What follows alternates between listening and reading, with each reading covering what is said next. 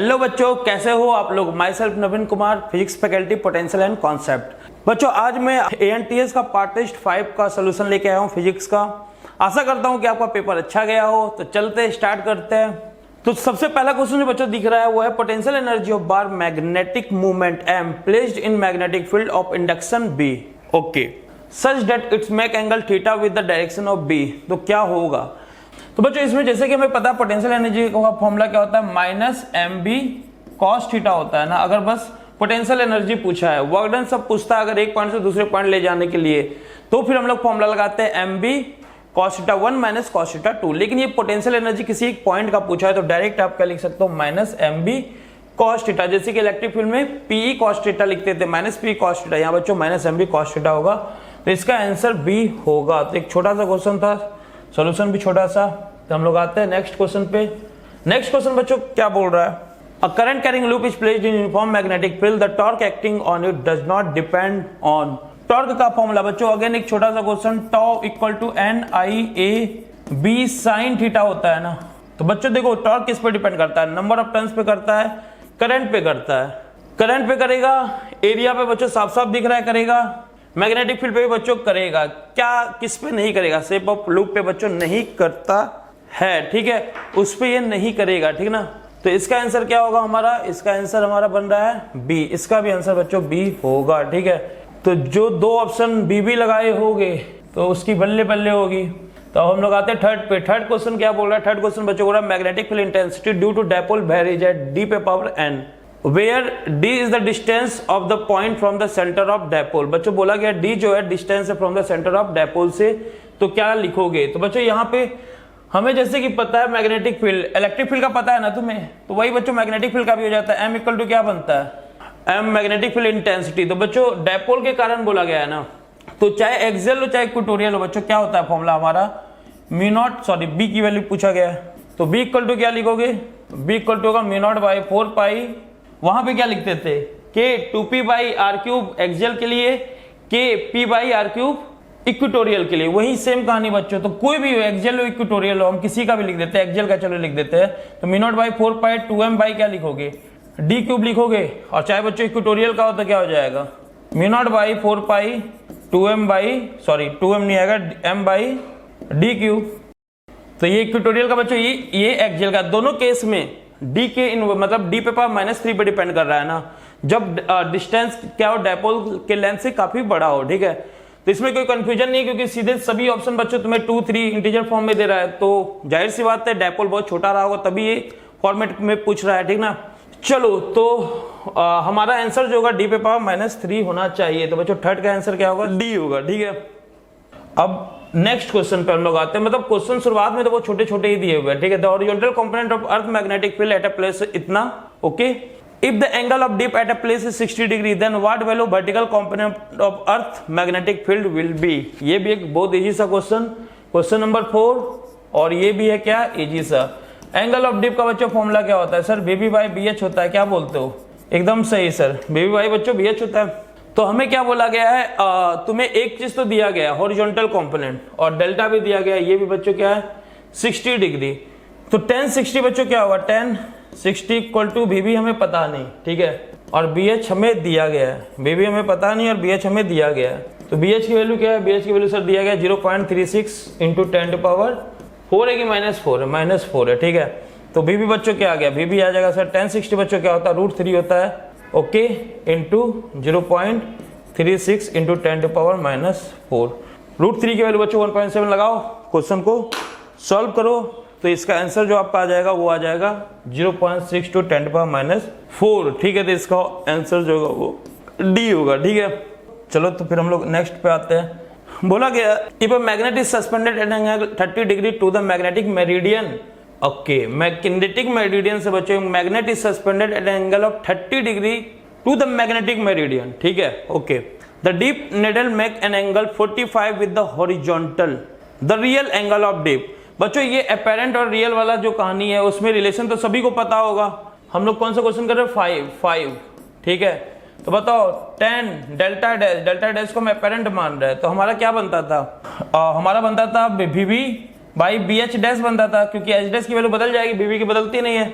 तो हमारे पास क्या बन जाता है, tan delta dash equal to B B, और बी एच को हम लोग क्या लिखते थे, बी एच कॉस। देखो जिसको फॉर्मूला ना भी पता तो भी कर सकते हो, ठीक है।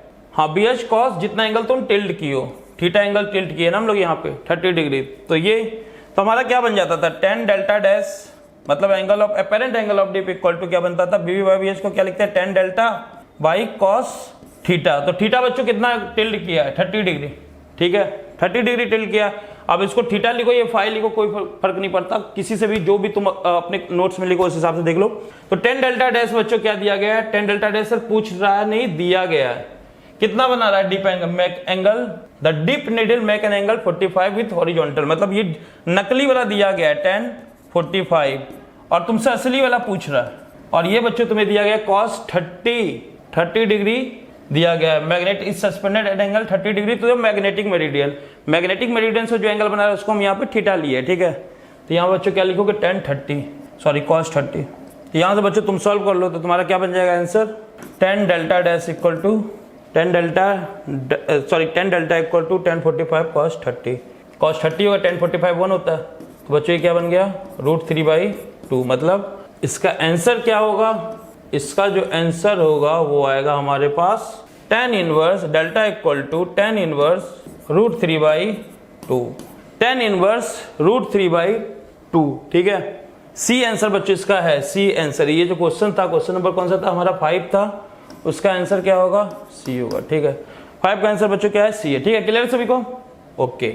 अब हम लोग बच्चों आते हैं 6 क्वेश्चन पे, 6 क्वेश्चन नंबर पे।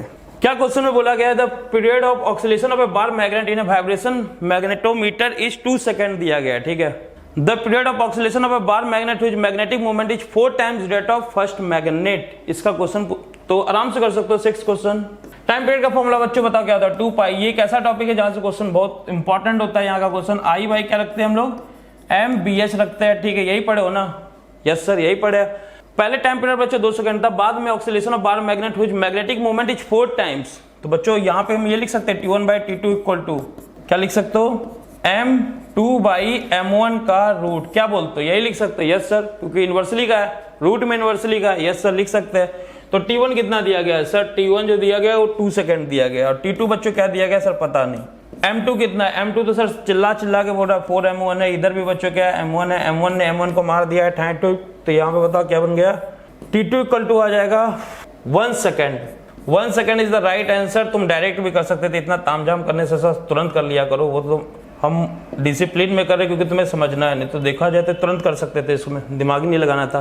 तो बच्चों 1 सेकेंड, 6 का आंसर क्या होगा सर, बी आंसर होगा 6 का। तो 6 का बच्चों बी आंसर है, ठीक है, ओके। तब हम लोग आते हैं नेक्स्ट क्वेश्चन पे।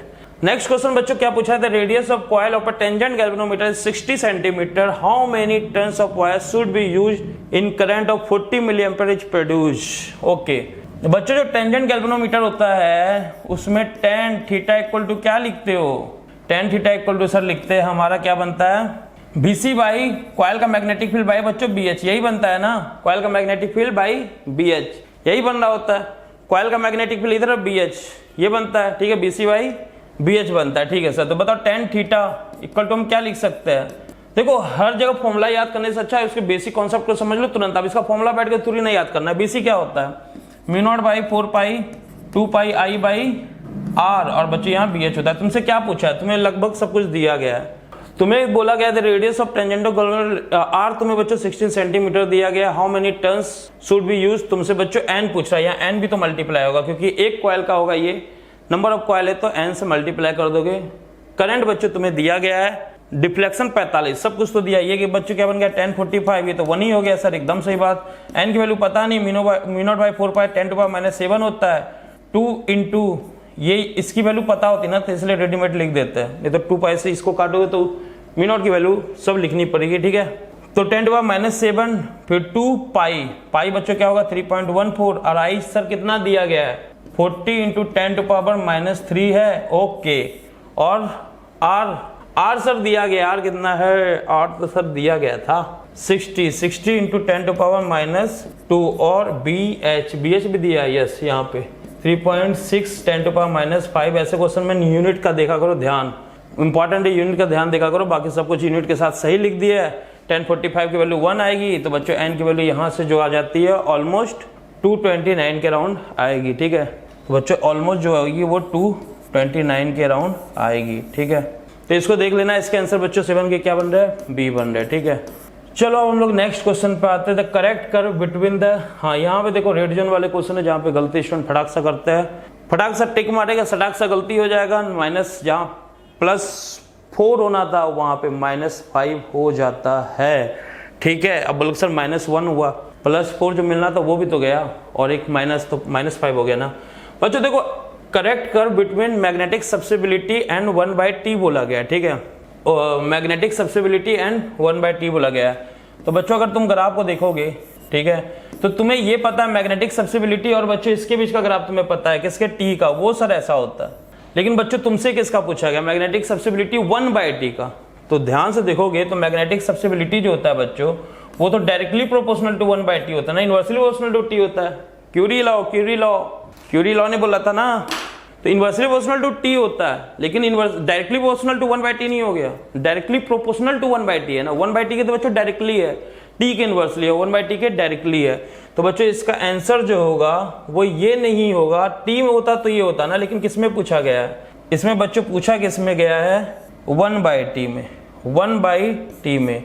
तो बच्चों ये तो सर डायरेक्टली ही होगा ना बच्चों, तो आंसर कौन सा होगा, सर ए होगा। कई लोगों ने बी लगाया होगा। ठीक है, तो ये बेसिक गलती यहाँ तो चलो कर लिए कोई बात नहीं, लेकिन नीट में मत करना। ठीक है, नीट में मत करना, नहीं तो नीट में, क्योंकि नीट तुम्हारी कहानी लिखेगा तुम्हारी जिंदगी की। यहाँ तो चलो सीख रहे हो क्या क्या गलती हो सकता है, तो इसको रेड जोन डाल देना, यहाँ पे गलती होने के फुल चांस होते हैं, फुल बड़े वाले full. The most suitable metal for permanent magnet is, बहुत बेसिक सा क्वेश्चन है, परमानेंट की क्या ज्यादा होनी चाहिए। परमानेंट में सर जो होता है कोएर्सिविटी ज्यादा होनी चाहिए, और वो स्टील बेटर है, सबसे बेस्ट स्टील इसमें दिख रहा है। तो 9 का तो बच्चों आंसर सीधे से ए होगा, ये तो दुनिया का कोई भी इंसान बता सकता है। ठीक है, 9 का ए। अब हम लोग आते हैं 10 पे। 10 सर क्या करना है, 10। A monkey of mass 20 kg ride on a 40 kg trolley moving with constant speed इतना along the horizontal track. If monkey jump vertically to grab the overhanging branch of a tree, the speed of the trolley after the monkey has jumped off is. ये भी देखो red zone वाली question है, मतलब red zone इतना भी खतरनाक red zone नहीं है, मतलब यहाँ पे दिमाग बंदा गलती तो नहीं करेगा इस पे। अब देखो क्या है बात, ट्रॉली की सर आप बस बना दी, चलो कोई बात नहीं, बना दिए। अब देखो बच्चों मंकी जो है ना, अब ये इंसान बना दिए, चलो कोई बात नहीं। मंकी जब जंप तुम वो लगाते होगे ना मोमेंटम वाला कॉन्सेप्ट, ठीक है, मोमेंटम का कॉन्सेप्ट लगाते हो, तो मंकी जंप वर्टिकल किया है बच्चों, वर्टिकल मंकी जंप किया है, तो बताओ एक्स में कोई भी वेलोसिटी में चेंज आएगा नहीं, क्योंकि जब बच्चों मंकी वर्टिकल जंप करेगा तो मंकी की एक्स वाली वेलोसिटी वही है, काट की बच्चों एक्स वाली वेलोसिटी वही, तो एक्स में तो कोई भी चेंज नहीं हुआ है ना मोमेंटम में। वो जंप मारता ऐसे तो चेंज होता, इतने की स्पीड से मारा तो काट कितना, अब काट की स्पीड क्या हो जाएगी ये पूछेगा तुमसे, ठीक है। लेकिन वो वर्टिकल जंप मारा है बच्चों, तो एक्स वाली कंपोनेंट में तो कोई भी चेंज नहीं आएगा, एक्स में जो वेलोसिटी पहले थी मंकी की, जो वेलोसिटी पहले थी काट की वही रहेगी, तो एक्स में कोई चेंज नहीं आएगा, मतलब काट जैसे पहले घूम रहा था वैसे ही काट घूमेगा, मतलब 8 मीटर पर सेकेंड। 10 का जो बच्चों आंसर होगा 8 मीटर पर सेकेंड होगा, मतलब ए होगा, क्या होगा बच्चों, ए होगा। 10 का बच्चों ए होगा, ठीक है। यहाँ पे भी कुछ लोग शायद गलत किए हो, लेकिन कुछ लोग किए होंगे, बहुत ज्यादा लोग नहीं किए होंगे। ओके बच्चों, तुम लोग आते हैं अब 11th क्वेश्चन पे। वो क्या बोल रहा है, क्वेश्चन बोल रहा है 5.5 into 10⁻⁻4 magnetic flux line are passing through a coil of resistance 10 ohm, okay, and number of turns 1000, okay. If the number of flux line reduced to 5 into 10⁻⁻5 in 0.1 second, the electromotive force का मतलब EMF से होता है, ठीक है, and the current induced in the coil। तो देखो ऐसे क्वेश्चन में ना पहली बात तो हो सकता है बिना सॉल्व किए काम बन जाए।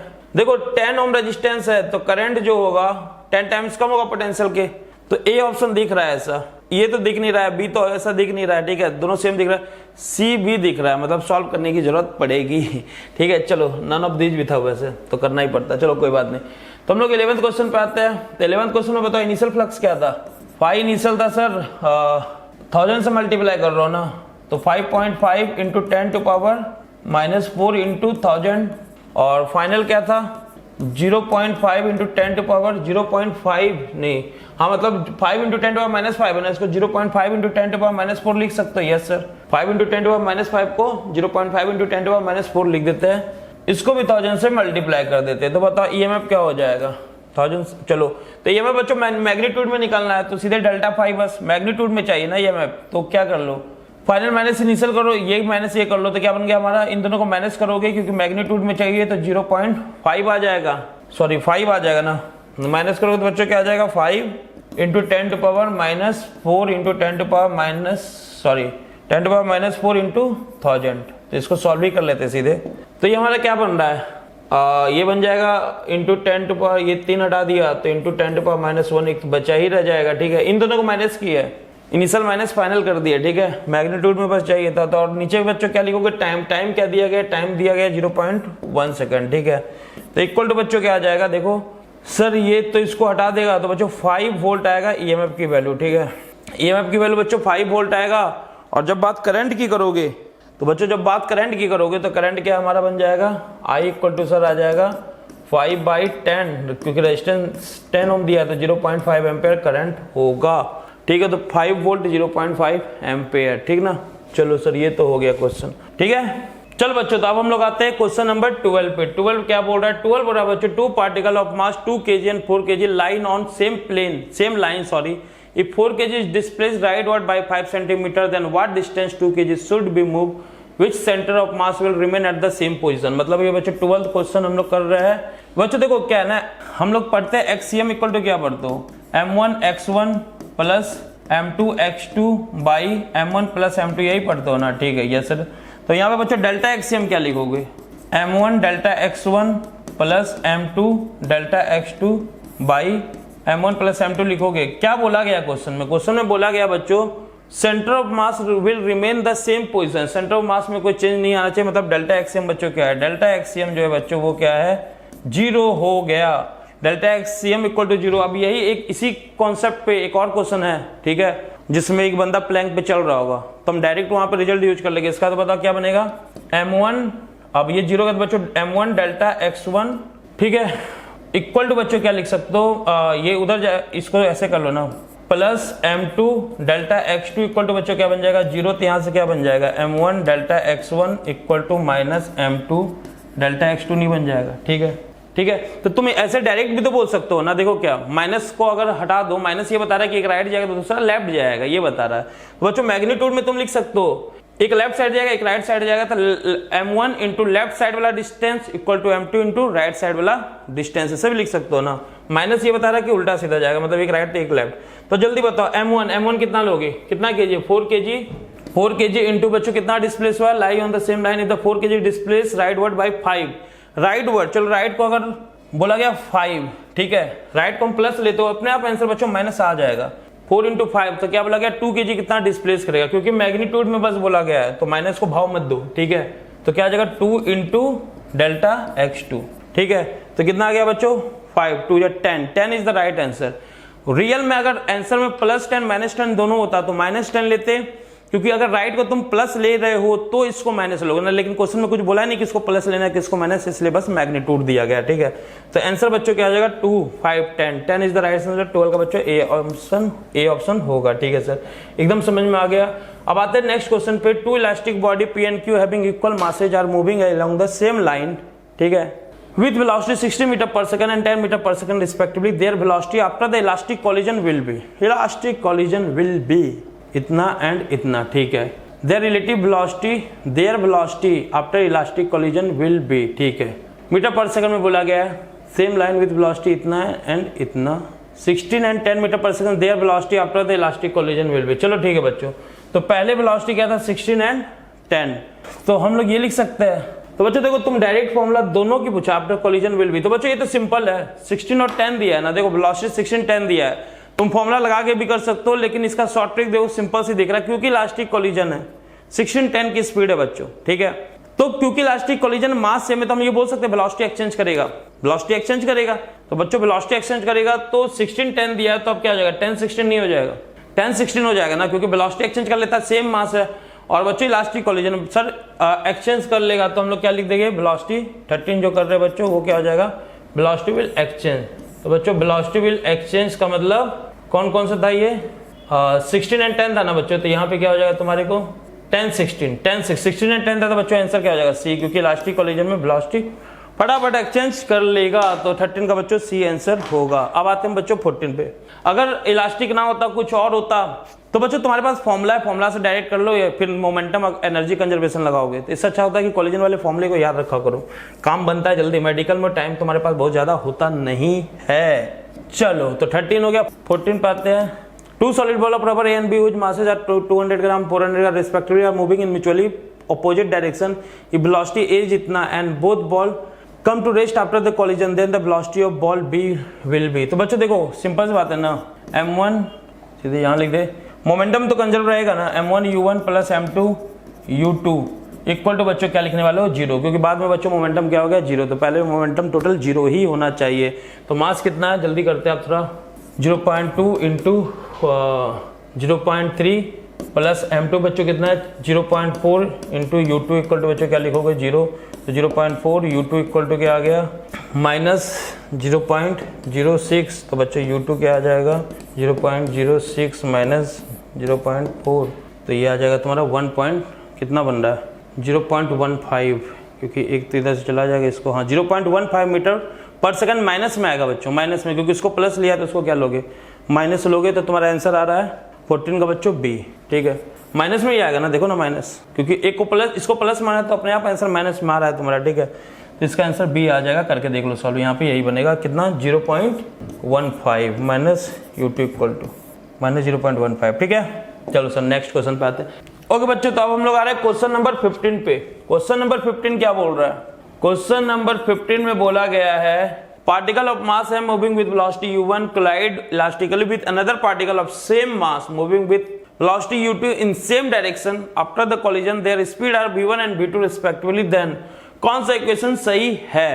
ठीक है सर, कोलिजन कौन सा था, पार्टिकल मूविंग इतना इलास्टिकली, कोलाइड इलास्टिकली बोला गया, same mass moving with velocity u2। ठीक है, तो बच्चों देखो मोमेंटम और काइनेटिक एनर्जी दोनों कंजर्व होगा, तो हम ऐसे लिख सकते हैं mu1 plus mu2 equal to mv1 plus mv2। ये तो बच्चों होगा, तो हमारे पास ये तो इक्वेशन आएगा u1 plus u2 equal to v1 plus v2। ऐसा कोई इक्वेशन है क्या, नहीं सर ऐसा तो नहीं है। चलो ऐसा नहीं है तो कोई बात नहीं, तो इसको फर्स्ट इक्वेशन बना लेते हैं। एक और इक्वेशन बच्चों बनेगा काइनेटिक एनर्जी का हाफ mu1 का स्क्वायर प्लस हाफ mu2 का स्क्वायर, क्योंकि इलास्टिक कोलिजन है तो काइनेटिक एनर्जी कंजर्व होगा।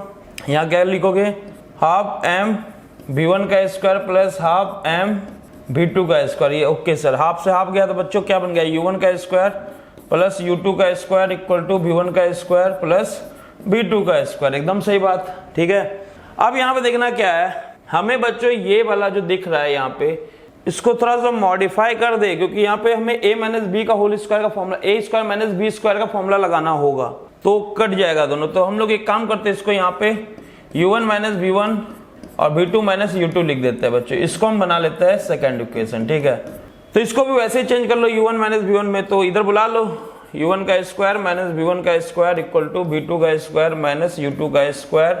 अब समझ में तो आ ही रहा होगा क्या करना है सर, इसको ओपन कर दो, तो u1 minus v1 u1 plus v1 equal to v2 minus u2 v2 plus u2। क्या बोलते हो, समझ में आया, भेजे में गया बात। यस सर, ये तो भेजे में आराम से चला गया। अब बच्चों ये वाले इक्वेशन को जो यहाँ तुम्हें दिख रहा है इक्वेशन फर्स्ट सॉरी सेकेंड ये वाला, और इसको डिवाइड कर दो। जब डिवाइड करोगे तो u1 माइनस v1 से u1 माइनस v1 कटेगा, मतलब थर्ड और सेकंड को बच्चों डिवाइड कर दो, थर्ड और सेकंड को बच्चों डिवाइड करोगे तो u1 माइनस v1 से ये कटेगा, बचेगा u1 प्लस v1, और बच्चों v2 माइनस u2 से ये कटेगा, बचेगा v2 प्लस u2। मतलब क्या बच गया u1 प्लस v1, और इधर बच्चों क्या बच गया v2 प्लस u2 बच रहा है सर, v2 प्लस u2 बच रहा है। ये कौन सा इक्वेशन है, u1 plus v1 v2 plus u2। Sir ये तो पहला इक्वेशन है, ये बच्चों फर्स्ट इक्वेशन है, फर्स्ट इक्वेशन। तो कौन सा इक्वेशन, ये इक्वेशन तो गलत हो गया, u1 minus v1 equal to v2 plus u2 गलत है, क्योंकि वो तो कहीं से भी नहीं आया, एक आया भी था हमारे को, ये आया था u1 plus u2 equal to v1 plus v2, और ना इससे ही मैच खा रहा है, इससे भी नहीं मैच खा रहा है। ये सेकंड तो कभी भी नहीं है, हाँ फर्स्ट आया तो मतलब both equation 1 and 2 are correct, गलत है both equation 1 and 2 are incorrect भी गलत है, equation 1 is correct but not 2, मतलब इक्वेशन 1 बच्चों जो है वो करेक्ट है, मतलब इसका आंसर जो होगा वो सी होगा, किसका, 15 का। Equation 1 is correct but not 2। ठीक है, तो अब हम लोग आते हैं नेक्स्ट क्वेश्चन पे। ओके बच्चों, जो अब क्वेश्चन आ रहा है वो है क्या, क्वेश्चन नंबर 16। क्वेश्चन नंबर 16 क्या बोल रहा है, the velocity of centre of mass in the absence of external force. External force के एब्सेंस में वेलोसिटी ऑफ सेंटर ऑफ मास क्या होगा। यहाँ पे भी बच्चों देखो थोड़ा सा रिविजन वाला क्वेश्चन है, कुछ लोग इसको डायरेक्ट 0 लिख दोगे। एक्सटर्नल फोर्स बच्चों अगर एब्सेंस है तो वेलोसिटी कांस्टेंट होगा ना, जरूरी तो नहीं है कि 0 ही होगा, जितने पे चल रहा है उतने पे ही चलेगा। जैसे तुम नॉर्मल पढ़ते हो काइनेमेटिक्स में, हम लोग यही बोलते हैं ना कि जब फोर्स 0, जब एक फोर्स 0 तो एक्सेलरेशन 0 होगा, एक्सेलरेशन 0 होगा तो बच्चों b इक्वल टू यू होगा ना। ठीक है, अगर b इक्वल टू यू मतलब शुरुआत में वेलोसिटी, अगर गाड़ी चल रही है तो चलेगी 10 से चलेगी तो 10 से चलेगी, 20 से चलेगी तो 20 से चलेगी, 0 से चलेगी तो 0 से चलेगी, मतलब वेलोसिटी कांस्टेंट होगा। तो बच्चों 16 का जो आंसर होगा वो क्या होगा, वो होगा सर ए होगा आंसर। ठीक है, ये देख लेना, ठीक ना। ओके सर, ये समझ में आ गया, 0 नहीं होगा, ठीक है ना।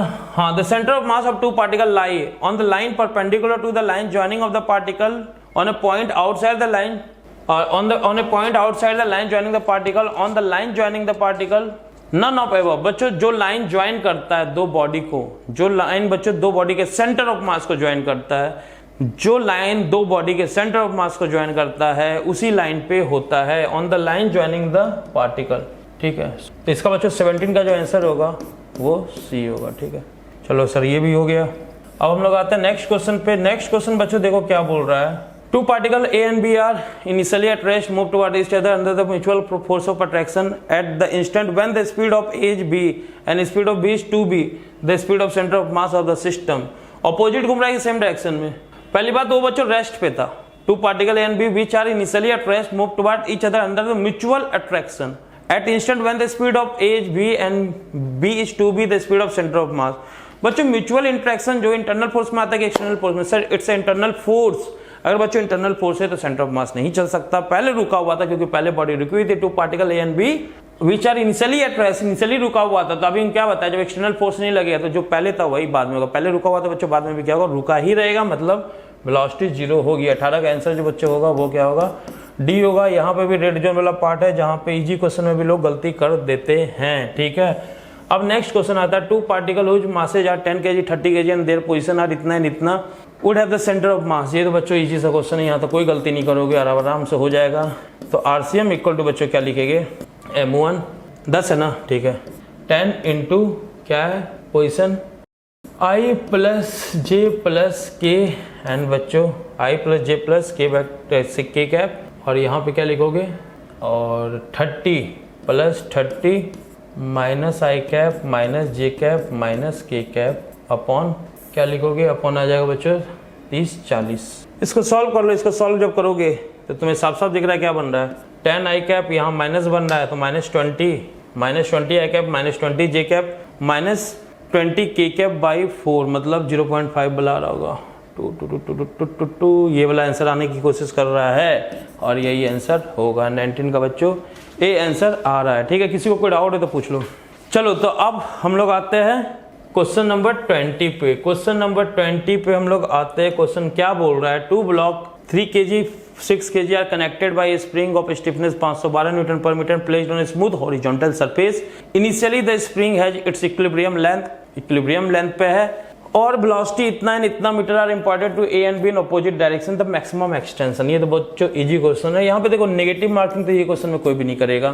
ठीक है, ये तो करेगा ये तो नहीं करेगा, नेगेटिव नहीं होगा। ठीक है, ये तो +4 ये तो 0। बच्चों एनर्जी कंजर्वेशन लगा लो। बच्चे बचपन से लोग जानते हैं एनर्जी कंजर्वेशन लगा लेते हैं। इसमें तो बताओ हाफ 3 इंटू 1.8 का whole square plus half 6 into 2.2 का होल स्क्वायर। ये तो बच्चों क्या था, velocity, dead velocity converted into half kx square. ये जो बच्चों काइनेटिक एनर्जी है यही तो पोटेंशियल एनर्जी में कन्वर्ट हो जाएगा। क्यों हो जाएगा, क्योंकि यहाँ पे और कोई लॉसेस तो दिख ही नहीं रहा है। के की वैल्यू बच्चों 512 दिया हुआ है, तो सर 512 आप लिखे क्यों नहीं, सॉरी नहीं लिखने के लिए। ठीक है, 512 इंटू एक्स स्क्वायर कर दो सर। यहाँ से बच्चों एक्स की वैल्यू तुम निकाल लेना। ठीक है, जो बच्चों एक्स की वैल्यू आती है वो आएगी 25 के अराउंड, 25 सेंटीमीटर। ठीक है, यहाँ से कर लो। ठीक है, तो ये बन जाएगा तुम्हारा 25 सेंटीमीटर। ठीक ना, चलो ठीक है, तो स्टार्ट करते हैं हम लोग। 20 का ए ऑप्शन है। ठीक ना, इसको सॉल्व कर लेना तो आ जाएगा। नेक्स्ट पे हम लोग आते हैं। नेक्स्ट सर क्या है? नेक्स्ट जो है वो है mass is non uniform distributed over the rod of length L, its linear mass density इतना, the position of centre of mass centre of mass given by, ठीक है। चलो यहाँ पे क्या होगा 21। तो बच्चों सबसे पहले देखो क्या है, हमें एक्सियम का फॉर्मूला तो पता है सर। क्या होता है एक्सियम का फॉर्मूला? सर एक्सियम का हमें फॉर्मूला पता, वो होता है अगर वेरिएबल इस तरह से दिया हो, वेरिएबल मास डिस्ट्रीब्यूशन है, तो सर यहाँ पे हम लोग लगा देंगे X D M integration by D M integration. अच्छा ये 0 से L तक लगाओगे, यहाँ पे तो 0 से L तक लगाओगे क्योंकि L लेंथ है, यहाँ पे भी बच्चों 0 से L तक ही लगाओगे, तो एक्सियम जो सर आ जाएगा वो आ जाएगा। अब देखो बच्चों ये सबसे पहले इस क्वेश्चन को के भावनाओं को समझो। भावना है क्या बोल रही है? ये रॉड है, ये सर रॉड है। अब दिक्कत ये है ना कि रॉड का तो बच्चों सेंटर ऑफ मास सेंटर पे बोल देते हैं, अगर यूनिफॉर्मली डिस्ट्रीब्यूटेड होता। यूनिफॉर्मली डिस्ट्रीब्यूटेड है नहीं, तो सर क्या करे? कहानी वही जो चलती आ रही है जिंदगी भर से। ये dx एक ले लो, कहाँ पे? x पे ले लिए सर। तो बच्चों इसका dm क्या हो जाएगा सर? dm हो जाएगा लैम्डा dx। क्या बोलते हो? लैम्डा dx ही तो होगा dm। Yes sir. यहाँ बच्चों वैल्यू पुट कर दो, एक्सियम इक्वल टू क्या हो जाएगा? एक्सियम इक्वल टू सर आ जाएगा x, dm की वैल्यू भी बच्चों क्या आ जाएगी? लैम्डा dx, और लैम्डा की वैल्यू बच्चों क्या है? kx। लैम्डा की वैल्यू बच्चों क्या है? kx dx बाई dm बच्चों ये है ना, dm यहाँ पे पुट करोगे, और लैम्डा की वैल्यू बच्चों यहाँ पे दिया है ना kx, तो पूरा एक साथ पुट कर दिए। बाई बच्चों dm क्या बन जाएगा? dm हो जाएगा सर लैम्डा dx, लैम्डा की वैल्यू kx लैम्डा dx। ये कहाँ से कहाँ तक? 0 से L तक, और ये बच्चों कहाँ से कहाँ तक? 0 से L तक। इंटीग्रेशन लगा दो फटाक सा, तो सटाक सा आंसर आ जाएगा। तो क्या आएगा सर? एक्सियम इक्वल टू बच्चों ऊपर बन गया तुम्हारा इंटीग्रेशन क्या? kx का क्यूब बाई 3, kx का क्यूब बाई 3 0 से L तक, और नीचे क्या बन गया सर? नीचे बच्चों बन गया है kx square by 2, kx square by 2 0 से L तक। तो इसको सॉल्व करोगे तो बच्चों L के k से k कट गया, ऊपर आएगा L क्यूब बाई 3, नीचे आएगा L स्क्वायर 2, तो बच्चों क्या बन गया? 12 बाई 3। तो इसका जो आंसर है, जो कि क्वेश्चन नंबर 21 था, उसका आंसर बच्चों क्या आ जाएगा? 12 बाई 3 आंसर है क्या? यस सर, डी बच्चों इसका आंसर होगा। ठीक है, इसका आंसर बच्चों डी होगा 21 का। ठीक ना? चलो सर ये डी है। तो अब आते हैं हम लोग नेक्स्ट क्वेश्चन पे। नेक्स्ट क्वेश्चन क्या बोल रहे? हाँ, smooth sphere of mass m, दिख तो सभी को रहा होगा ना? हाँ ठीक है। On a horizontal plane with velocity बच्चों दिया गया है, ठीक है, मान लेते हैं। It collide with a vertical wall which parallel to vector j if E इतना impulse that acts on the sphere. बच्चों देखो यहाँ पे एक गलती स्टूडेंट हम जानते हो क्या बोलते, देखो हम भी एज ए स्टूडेंट अगर देखें तो गलती क्या होगा, क्योंकि बहुत फास्ट करते हो नीट के एग्जाम में, टाइम बहुत कम होता है, तो बंदा तुरंत सोच लेता है वेलोसिटी पूछा टकराने के बाद। वेलोसिटी पूछा टकराने के बाद ठैंड करके ये वाला आंसर लिख देता होगा, ठीक है। लेकिन बच्चों वेलोसिटी नहीं पूछा है टकराने के बाद, वो कुछ और पूछ रहा है, वो इम्पल्स पूछ रहा है। इम्पल्स बच्चों पूछ रहा है, तो देखो वाल किधर है? जे, ये एक्स वाई है, वाई एक्सिस वाई के पैरेलल है ना बच्चों वाल, ठीक है। तो एक्स में बच्चों वो लगेगा ना, क्या बोलते हैं, इम्पल्स तो एक्स में लगेगा, वाई में लगेगा ही नहीं, तो एक्स वाला ही ऑप्शन होगा। इसमें देखो ऐसे ही दिख गया, इसमें आई जे दोनों दिख रहा है, आई जे दोनों दिख रहा है, इसमें बच्चों जे दिख रहा है, इसमें ए, तो ए आंसर होगा। तो आंसर तो ए तय। आप फॉर्मेलिटी कर लेते हैं अब हम लोग, ए तो आ गया। सर निकालोगे कैसे? निकालना बहुत ईजी बच्चों। इम्पल्स क्या होगा? डेल्टा पी क्या होगा? M B two minus B one. तो कर लो ना यहाँ पे। तो मास कितना इक्वल टू मास, सर कितना मास है हमें? b2 बच्चों क्या हुआ? टकराया, e की वैल्यू 1/2 है, तो स्पीड आधी हो जाएगी। अगर बच्चों स्पीड आधी हो जाएगी x वाली होगी ना, क्योंकि x में सब इम्पल्स लग रहा है। सर पीछे भेज देगा उसको, पीछे भेज देगा तो माइनस 1.5 और इधर बच्चों क्या आ जाएगा? 1.5 को 3/2 लिख दे, क्योंकि आंसर उसमें है फ्रैक्शन में। और माइनस इनिशियल बच्चों क्या था? 3, फाइनल तो आ गया इक्वल टू m। इसको सॉल्व करोगे 3 तो 6 से 9 माइनस, यहाँ से बच्चों आ गया तुम्हारा क्या? Equal to -9m/2। क्या बोलते हो जल्दी बताओ? हाँ आई कैप में ही होगा, ये तो तय है आई कैप में होगा। तो ये होगा इसका आंसर ए। तो यहाँ पे भी गलती के चांस है, जहाँ गलती हो सकता है वहाँ पे बता दिए, ठीक है। चलो 23 पे हम लोग आते हैं। 23 नंबर क्वेश्चन क्या है? 24 बॉडी मास इतना placed at the 4 corner of the square of side 2 metre the position of centre of mass will be. क्या होगा सेंटर ऑफ मास का पोजीशन? 2 kg को ओरिजिन पे रखा गया है। चलो रख दिया ओरिजिन पे, और स्टार्ट करते क्वेश्चन करना। क्वेश्चन बच्चे स्टार्ट करोगे तो स्क्वायर है, ओरिजिन पे रख दो। ये तो इजी क्वेश्चन है, ये तो दुनिया का हर बच्चा किया होगा। जिसको फिजिक्स से प्यार है वो भी, जिसको फिजिक्स से प्यार नहीं है, वो भी जो फिजिक्स से सौतेला व्यवहार करते हो वो भी ये क्वेश्चन तो किए ही होगे। ठीक है, तो क्या बोलते हो 2 kg, 3 kg, 5 kg, 8 kg, क्या बोलते हो? यस सर, ये तो कोई भी कर लेगा सर। चलो बच्चों क्या होगा, एक्सियम निकाल लेते हैं पहले। तो एक्सियम क्या आ जाएगा 2 × 0, इसको ओरिजिन मानने बोला गया, प्लस 3 की इसका साइड कितना है स्क्वायर का 2 मीटर। तो बच्चों ये इसका कोऑर्डिनेट क्या होगा 2 0, इसका कोऑर्डिनेट क्या होगा 2 2, इतना तो आता है ना करना, और इसका कोऑर्डिनेट 0, 2 x 0। चलो ठीक है, 3 × 2 प्लस 5 × 2 प्लस 8 × 0 अपॉन 3 2 5 5 5 5 5 5 5 10 18। तो आंसर आ गया X CM equal to 3 2 6 5 10 16 by 18। 3 2 6 5 10 16 by 18 मतलब बच्चों 8/9। 8/9 x, एक ही दो ऑप्शन होगा, फिर छांट लो 8/9, एक ही ऑप्शन है जिसमें x 8/9। तो बच्चों आप क्या निकालना, अब छोड़ो, आ गया ए ऑप्शन, बाकी y भी ऐसे ही निकालना, निकाल लो। ठीक है, अब मेरे को साफ दिख रहा है ये आंसर है, तो इतना भी थोड़ी ना फॉर्मेलिटी किया जाता कि फिर भी करना ही है। चलो कोई बात नहीं, y निकाल लेना, y से अगर जिसको मन है, जिसको क्वेश्चन, बाकी क्वेश्चन में जिसके पास बहुत टाइम बच गया है तो बैठ के करते रहो। चलो बच्चे स्टार्ट करते हैं। Relative permeability of a substance x is lightly less than unity and that of substance y is lightly more than unity. ओ हो, ये तो बहुत इजी क्वेश्चन पूछ दिया गया है। ये बच्चों क्या है 24 μr इक्वल टू क्या होता है 1 प्लस मैग्नेटिक सब्सिबिलिटी। ये पढ़े हो ना? जैसे यही पढ़े बच्चों। μr जो होता है क्योंकि डायमैग्नेटिक में टोटल मैग्नेटिक फील्ड बच्चों डिक्रीज कर जाती है ना, तो हल्का डिक्रीज करती है क्योंकि अपोज करता है एक्सटर्नल मैग्नेटिक फील्ड को। इसलिए अगर म्यू को हम लोग लिखते हैं क्या, म्यू होता है बच्चों magnetic field in medium by magnetic field in air, यही पढ़ दो ना। ठीक है, तो मीडियम में बच्चों थोड़ा कम होता है एयर के कंपेरेटिवली, तो म्यू क्या हो जाता है 1 से कम। किस में? म्यू जो होगा बच्चों लाइटली कम होता है 1 से, किस में? डाया में। और बच्चों म्यू जो होता है ग्रेटर होता है, लाइटली ग्रेटर किस में होता है? पैरा में। अब बहुत ग्रेटर किस में होता है? पैरो में। तो आंसर क्या होगा x is lightly less than magnetic susceptibility lightly less than, मतलब यहाँ x बोला गया है, relative permittivity of substance is x। ठीक है, तो इसको x माना है, तो चलो x y में बोला गया, तो चलो x इज पैरामैग्नेटिक क्योंकि x की वैल्यू बच्चों लाइटली लेस है ना, तो सॉरी डाया होगा, x बच्चों क्या हो जाएगा? डाया हो जाएगा। ठीक है सर, क्योंकि लेस है। और बच्चों थोड़ा ज्यादा है, कौन? y थोड़ा ज्यादा है, तो बच्चों y कौन होगा? पैरा होगा। जो 1 से छोटा बच्चों क्या होगा? डाया। जो 1 से बड़ा है लाइटली छोटा, लाइटली बड़ा, तो बच्चों क्या आएगा? पैरा में आ जाएगा सर। ठीक है, x इज पैरा गलत बोल रहा है, x is dia, y is para गलत बोला, x एंड y both are, x is dia and y is paramagnetic.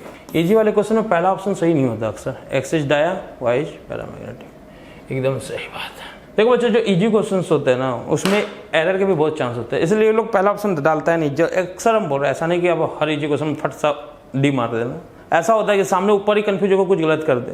इसलिए हम ध्यान से पढ़े पहले क्या क्या सब कुछ दिया है, क्योंकि जो +4 करवाएगा गारंटी है, उसमें -5 क्यों करवाए, सोचने वाली बात है ना।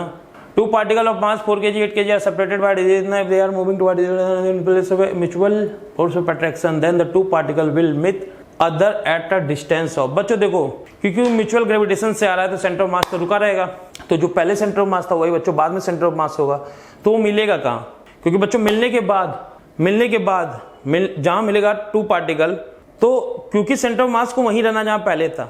ठीक है, तो मिलेगा बच्चों सेंटर ऑफ मास पे ना, क्योंकि जब सेंटर ऑफ मास पे मिलेगा तो again centre of mass centre पे रहेगा ना। कहीं और जाके मिल गया, मान लो ये पहले सेंटर ऑफ मास पहले ये था, ये पॉइंट मान लो, और यहाँ के मिल गया, तो कहीं ना कहीं सेंटर ऑफ मास इधर आ गया ना, तो मिलना उसको कहाँ होगा? सेंटर ऑफ मास पे ही मिलना होगा। तो कहाँ मिलेगा? If they are moving towards each other, the 2 particle will meet each other at a distance of, बच्चों एक्सियम निकाल दो ना, 4 kg से एक्सियम निकाल दो, तो क्या हो जाएगा? वैसे तुम डिस्ट्रीब्यूशन से भी कर सकते थे, लेकिन कुछ लोग को ना पता, इसलिए हम डायरेक्ट इससे कर दे रहे हैं। 4 को ओरिजिन मान लो 4 × 0 प्लस 8 × कितना 12 बाई कितना आ गया टोटल 8 4 12, 12 ने 12 को मार दिया 8। कब? जब 4 को ओरिजिन मारे, मतलब 4 से 8 मीटर, 4 से 8 metre. C is the right answer. 25 का बच्चों क्या होगा? सी। 25 का बच्चों क्या होगा? सी होगा। ठीक है, ओके, एकदम सही, करेक्ट। अब हम लोग आते हैं यहाँ पे, if the momentum is increase by 20% then kinetic energy increase by. Again वो क्वेश्चन जो दुनिया का हर बच्चा करेगा, चाहे वो फिजिक्स से नफरत करता हो, चाहे वो फिजिक्स से प्यार करता हो। बताओ के इक्वल टू क्या होता है? p²/2m। डेटा तो ऐसा मेरे ख्याल से हर के नोट्स में ऐसे इससे डेटा आता है, 20% बहुत फेमस डेटा है, तो डेटा भी याद होगा, तो कुछ लोग तो ऐसे ही मार दिए फटाक से, चलो हो गया। के डैश बच्चों क्या लिखोगे? p डैश कितना 1.2p का whole square by 2m percentage change बता दो। परसेंटेज चेंज सर आ गया, परसेंटेज चेंज क्या आएगा, परसेंटेज चेंज ही पूछा है ना, हाँ। तो के ई डैश माइनस के ई नया वाला माइनस पुराना वाला अपॉन पुराना वाला इक्वल टू 1.22 1.2 का स्क्वायर सर 1.44 होगा।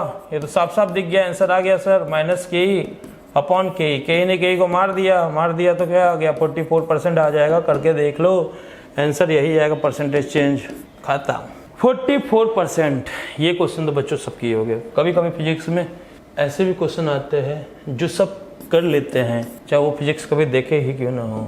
व्हेन स्प्रिंग मतलब अत्याचार कर दो, फिजिक्स साथ बोले तो मतलब उसको क्या बोलते हैं, हाँ सौतेला व्यवहार।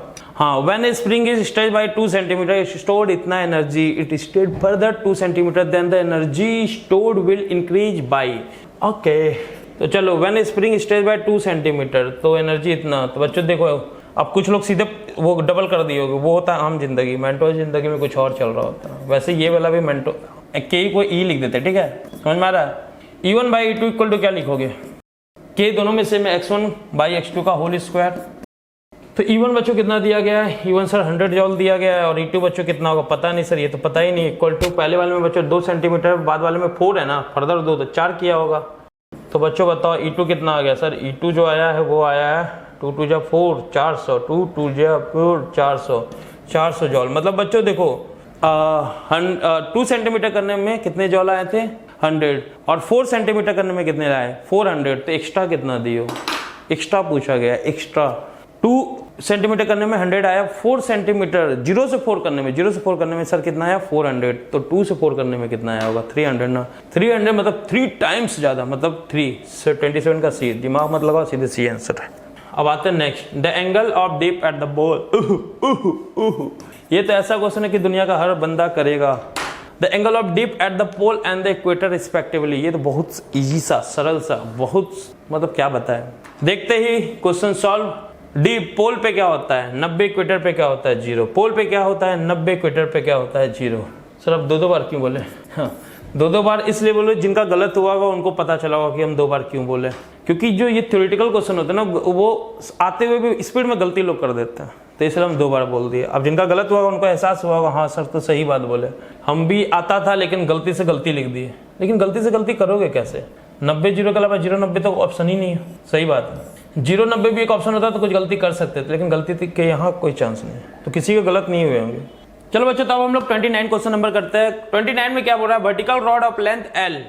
बच्चों रॉड वर्टिकल है, रॉड अगर वर्टिकल है तो चलो उसका लेंथ क्या दिया गया L दिया गया, ठीक है, और उसकी वेलोसिटी बच्चों किधर दी है, वो ईस्ट में जा रहा है, ठीक है। बच्चों ईस्ट में अगर जा रहा है तो बताओ उसकी वेलोसिटी हॉरिजॉन्टल है कि वर्टिकल, हॉरिजॉन्टल है, ठीक है। ईस्ट में जा रहा है तो वेलोसिटी क्या होगी horizontal. East west north south सभी बच्चों हॉरिजॉन्टल में ही आते हैं। कई लोगों को लगता है बारिश नॉर्थ से होती है, क्योंकि हम लोग बचपन से नॉर्थ ऐसे बनाते हैं ना बच्चों, बारिश नॉर्थ से नहीं होती, बारिश तो वर्टिकल से होती है ऊपर से।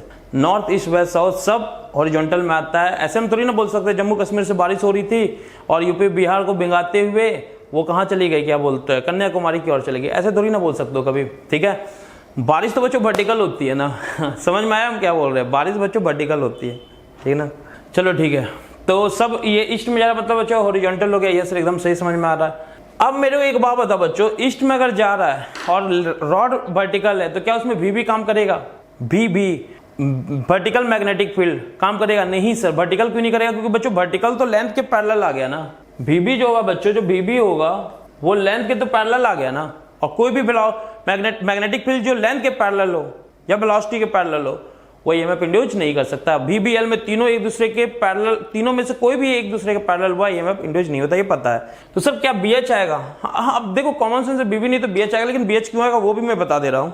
हाँ, जरूरी नहीं कि बीबी नहीं आएगा तो बीएच भी आएगा। अगर यही नॉर्थ साउथ में जाता तो ना बीबी होता ना बीएच होता, ना बीबी होता ना बीएच होता, क्योंकि बीएच फिर वेलोसिटी के पैरेलल हो जाता और बीबी लेंथ के पैरेलल हो जाता है, ईएमएफ जनरेट नहीं होता। लेकिन क्योंकि ईस्ट में जा रहा है तो बच्चों बीएच आएगा। बताओ, बताते कैसे? ये रॉड है बच्चों, बीएच तो नॉर्थ साउथ में होगा, इधर नॉर्थ साउथ में हो गया बच्चों बीएच, ठीक है। और इधर क्या आ गया तुम्हारा, इधर क्या है वेलोसिटी, लेंथ और बीएच, ये तीनों आपस में क्या परपेंडिकुलर, तो डायरेक्ट फॉर्मूला लग जाएगा E इक्वल टू क्या लग जाएगा बच्चों, BHL।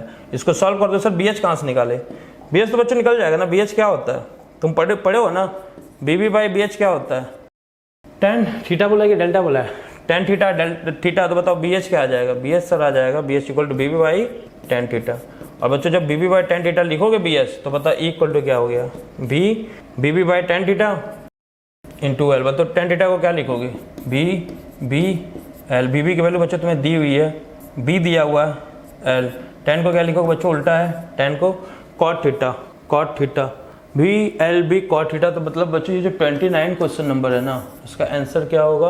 उसका आंसर होगा A is the right answer, BLB cot theta. ठीक है, चलो अब नेक्स्ट क्वेश्चन पे आते हैं। When ferromagnetic material heated above its Curie temperature. तो बच्चों फेरो को ज़्यादा हीट करोगे तो पैरा की तरफ शिफ्ट होता है ना, तो पैरामैग्नेटिक सब्सटेंस बन जाएगा, behave like a paramagnetic substance. 30 का बच्चों क्या हो जाएगा? C। ये तो कोई भी जानता है, ठीक है, ये तो हर बंदा कर लिया होगा। अब हम लोग आते हैं बच्चों 31 पे। A thin copper wire length 100 metre is found on a solenoid of length L, radius R, its self induction is L. Now its same length of wire is found as a solenoid of length L but radius R by 2, then its self inductance। बच्चों देखो यहाँ दो length की बात करता है, एक length of solenoid, जैसे ये सोलेनाइड है ये लेंथ, और एक बच्चों जो इसको बांधते हो वायर का लेंथ यहाँ 100 सेंटीमीटर दिया है। मोस्ट ऑफ द क्वेश्चन में वायर का लेंथ बच्चों सेम ही रखता है, लेंथ ऑफ सोलेनाइड को बढ़ाता घटाता है, लेकिन इस क्वेश्चन में लेंथ ऑफ सोलेनाइड भी सेम रखा है, बस रेडियस चेंज किया है। ठीक है सर।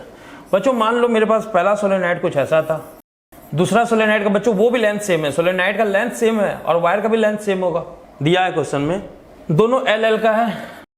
और लेकिन बच्चों यहाँ पे रेडियस में तो चेंज किया है, तो रेडियस तो थोड़ा चेंज करना बनता है ना, तो इसके बच्चों रेडियस को छोटा कर दो। इसका रेडियस बच्चों मान लो R1, इसका रेडियस R2। तो एक चीज तो हम बोल सकते हैं ना, लेंथ ऑफ वायर जो घुमाए थे, जो 100 सेंटीमीटर था, वो बच्चों क्या है? दोनों में सेम है। तो लेंथ ऑफ वायर बच्चों दोनों में अगर सेम है तो पहले वाले का लेंथ क्या होगा? 2 पाई R1, एक का टर्न, इंटू मान लो N1 इसका turn, total number of turn है, तो इंटू N1 यहाँ क्या लिखोगे? 2 पाई R2, एक का लेंथ 2 पाई R2 इंटू N2 लिखोगे। तो बच्चों यहाँ से क्या आ गया? N1 by N2 equal to R2 by R1। ठीक है, अब बच्चों बताओ L किस पे डिपेंड करता है? L equal to mu naught N by L square A, यही होता है ना। N यहाँ बच्चों क्या है? N यहाँ क्या है? टोटल नंबर ऑफ टर्न, और स्मॉल n क्या होता है? Number of turns per unit length. जब स्मॉल n लिखते हो तो इधर L आता है, कैपिटल N में ये नीचे L स्क्वायर, इधर L तो कट जाता है, तो नीचे एक L आ जाता है। तो बच्चों यहाँ से साफ दिख रहा है L1 by L2 equal to क्या होता है? क्योंकि n में चेंज है तो N1 बाई N2 का whole square.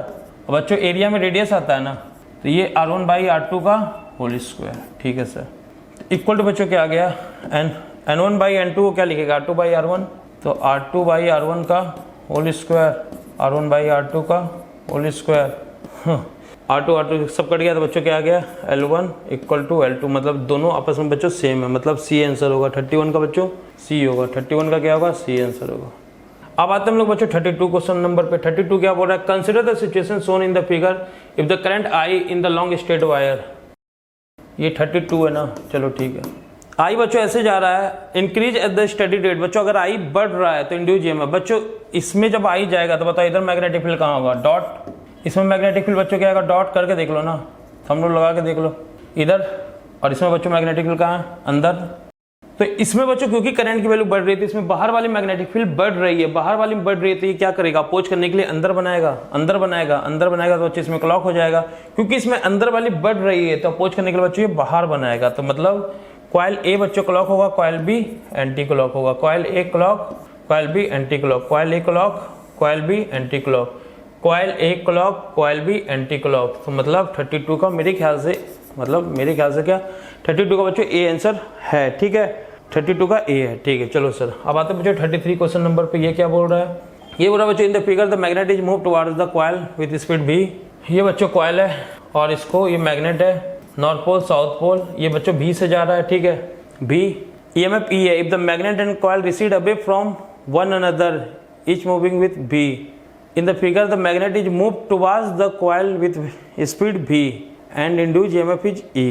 If the magnet and coil recede away from one another, away पहले पास आ रहा था बच्चों, अवे जा रहा है। ठीक है, with speed v the induced EMF of the coil क्या होगा? मैग्नेट को पहले बस मूव किया गया था towards the coil with speed v। पहले बच्चों बस मैग्नेट को मूव किया गया था विथ स्पीड v। ठीक है, अब दोनों को दूर किया जा रहा है, तो इससे बच्चों जो था and north pole south pole, इससे इसमें EMF कितना जनरेट हुआ? E। ठीक है, पहले जब पास ला गया, बस मैग्नेट को पास ला गया। अब बच्चों क्या किया जा रहा है, मैग्नेट और ये इसको क्या बोलते हैं, मैग्नेट कॉइल और मैग्नेट को दूर किया जा रहा है। दोनों की वेलोसिटी भी है, ईच मूविंग विद वेलोसिटी भी। तो बच्चों पहले रिलेटिव वेलोसिटी क्या था दोनों में, भी, क्योंकि एक रुका हुआ था एक चल रहा था बी से। अब बच्चों दोनों बी से जा रहा है दूर, तो अब रिलेटिव वेलोसिटी क्या सर, 2v। अब रिलेटिव वेलोसिटी बच्चों क्या है, 2v। तो अब ईएमएफ डबल नहीं हो जाएगा। अब लोग सर ये तो दूर जा रहा है। बच्चों बात ईएमएफ इससे इस पे डिपेंड नहीं करता मैग्नीट्यूड ऑफ ईएमएफ कि वो बढ़ा रहा है कि घटा रहा है। ई का मैग्नीट्यूड डिपेंड इस पे करता है कि कितना तेज बढ़ रहा है कितना तेज घट रहा है। तो अब बच्चों डबल रिलेटिव वेलोसिटी 2v आ गया ना, तो अब डबल मतलब ज्यादा रेट से घटेगा, डबल रेट से घटेगा। तो ईएमएफ बच्चों पहले अगर ही था, ये कौन सा क्वेश्चन कर रहे हैं, एक शानदार क्वेश्चन है ये। तो बच्चों अब बताओ क्या होगा, 2e होगा सर, एकदम मस्त क्वेश्चन। तो इसको क्या लिखोगे, बी ऑप्शन। 33 का बच्चों बी आंसर होगा, ठीक है।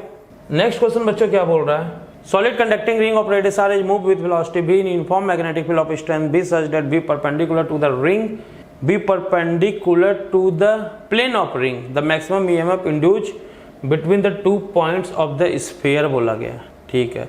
Maximum EMF induced between the 2 points of sphere। चलो ठीक है बच्चों, देखो यहाँ पे ये जैसे दिया गया है ना, ठीक है।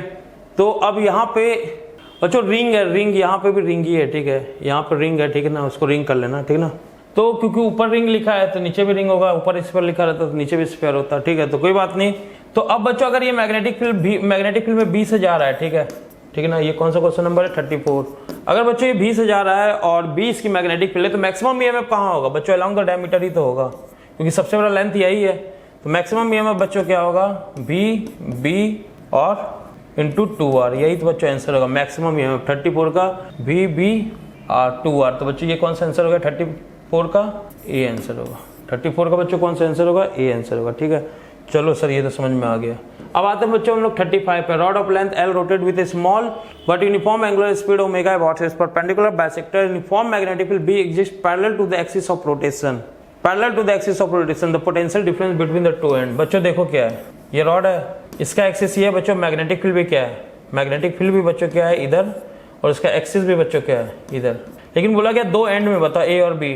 तो बच्चों एक बार बताओ, अगर ये मान लो ऐसे रोटेट कर रहा है, तो तुम लोग को हम बताए हुए अगर ऐसे रोटेट कर रहा है, ठीक है, मैग्नेटिक फील्ड क्योंकि अंदर है तो ऊपर ये जाएगा, ये बच्चों किधर जाएगा ऊपर। तो इसमें यहाँ से यहाँ तक का जो ईएमएफ होगा, इसको सी मान लो, सी से बी का ईएमएफ जो बनेगा बच्चों बी क्रॉस बी, तो इधर पॉजिटिव बनेगा, इधर पॉजिटिव बनेगा, इधर नेगेटिव। और बच्चों ये जब नीचे जा रहा है बी क्रॉस बी, तो इधर पॉजिटिव बनेगा बच्चों, इधर नेगेटिव। इधर से इधर चलोगे, नेट पोटेंशियल जीरो नहीं हो गया, क्योंकि यहाँ से चलो एक बार माइनस आ रहा है, नेगेटिव से पॉजिटिव जा रहे हो बच्चों, तो क्या करोगे, जंप अगर करोगे, देख लो भी ये भी बच्चों ई होगा, ई भी ई होगा। छोटे से बड़े पे जा रहे हो बच्चों, क्या करोगे प्लस ई, और बड़े से छोटे पे जा रहे हो हाई टू लो पोटेंशियल, तो माइनस इक्वल टू क्या आ गया, डेस्टिनेशन बी बी, ये जीरो नहीं आ गया, तो बी ए माइनस बी बी क्या आ गया, जीरो आ गया ना बच्चों। Zero is the right answer, zero है, हाँ जीरो होगा। 35 कौन सा क्वेश्चन कर रहे हैं बच्चों, ये हम लोग 35 का बच्चों कौन सा आंसर होगा, zero zero zero zero zero, A is the right answer, A is the right answer, A बच्चों इसका आंसर होगा 35 का, ठीक है। 36 क्या बोल रहा है, 36 है बच्चों, what is the velocity of the bob of a simple pendulum if its mean position if it is able to rise to a vertical height 10 centimetre. बच्चों यहाँ से यहाँ तक जा रहा है ना 10 सेंटीमीटर तक, अगर ये 10 सेंटीमीटर तक जा रहा है तो बताओ मीन पोजीशन पे वेलोसिटी क्या होगी बच्चों। यही की काइनेटिक एनर्जी उसके पोटेंशियल एनर्जी में कन्वर्ट होती है ना, तो कितना हुआ इसका potential energy half maximum height पे, एम कितना, जी इंटू एच बोले तो 10, ठीक है। तो बच्चों यहाँ का जो एनर्जी था वो यहाँ पे क्या एनर्जी था, half M B square, kinetic energy तो क्या लिखोगे, हाफ एम बी स्क्वायर, ठीक है बच्चों। एम से एम गया, ठीक है, तो बी इक्वल टू क्या आ जाएगा, √2 10 × 10, क्या बोलते हो। तो ऐसा कोई वेलोसिटी दे रहा है 10 × 10, तो मतलब क्या हो गया, बी की वैल्यू आ रही है 10√2, मतलब 1.4 के राउंड आ रही होगी। इसको सॉल्व कर लो, 1.4। 36 का बच्चों कौन सा आंसर है, बी आंसर है। 36 का बच्चों कौन सा आंसर है, बी आंसर है, ठीक है। अब आते हैं हम लोग बच्चों 7th क्वेश्चन पे। 7th क्वेश्चन 37 देखो क्या हो रहा है, mass 100 gram strike on the wall with speed 5 metre per second at an angle and it's rebound with the same speed if the contact time is इतना second, what is the force applied on the mass by the wall। देखो बच्चों यहाँ पे क्या करना है, तुमसे बोला गया what is the force applied on the mass by the wall। तो बच्चों तुम डायरेक्ट कर सकते हो ना, फोर्स का फॉर्मूला क्या होगा, फोर्स बच्चों किधर लग रहा है, फोर्स पहली बात ऑप्शन से ही देख लो, लेफ्ट राइट राइट वाला देखो। दीवार बच्चों बॉल पे किधर फोर्स लगाएगा, लेफ्ट की ओर लगाएगा ना, दीवार बॉल पे, क्योंकि बॉल ऐसे जा रहा था इधर भेज देगा, मतलब बॉल ऐसे जा रहा था तो एक्स कंपोनेंट में इधर जा रहा था तो अब इधर जाएगा, तो लेफ्ट वाला आंसर होगा, ये तो तय है लेफ्ट। सी और डी में बच्चों को एक आंसर होगा। अब कौन सा होगा वो चलो देखते हैं। What is the force applied, बच्चों फोर्स का फॉर्मूला क्या लिखोगे, गया कितने से था, कितनी स्पीड से गया था 5 से, तो जाते समय बच्चों जो इसकी स्पीड थी 60, ये है ना 60 डिग्री बच्चों ये दिया गया है ये, ठीक है, ये बच्चों 60 डिग्री, तो बच्चों ये 30 डिग्री होगा, तो इधर क्या आ जाएगा 5 cos 30 डिग्री, ठीक है।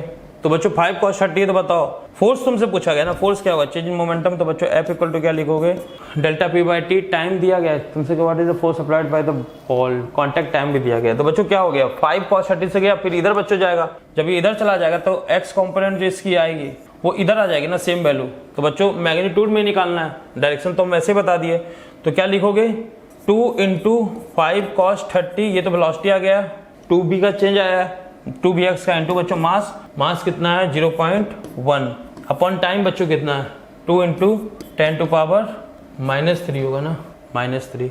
बच्चों इसको सॉल्व कर लो, इसको जब सॉल्व करोगे तो बताओ कितना बन रहा है, इसको जब सॉल्व करोगे तो फोर्स का फॉर्मूला सॉल्व कर लो, ये तुम्हारा बन जाएगा कितना cos 30 बच्चों √3/2, तो 2 से 2 गया, 2 से 2 गया 5√3, इधर कितना बन गया 0.1, 10⁻+3 जाएगा, 2 करके इसको हटा दो, तो ये बन जाएगा बच्चों, ये आंसर है कहीं पे 2.5√3 × 10⁻², मतलब 250√3 लेफ्ट। सी बच्चों इसका आंसर होगा, क्या होगा इसका आंसर सी।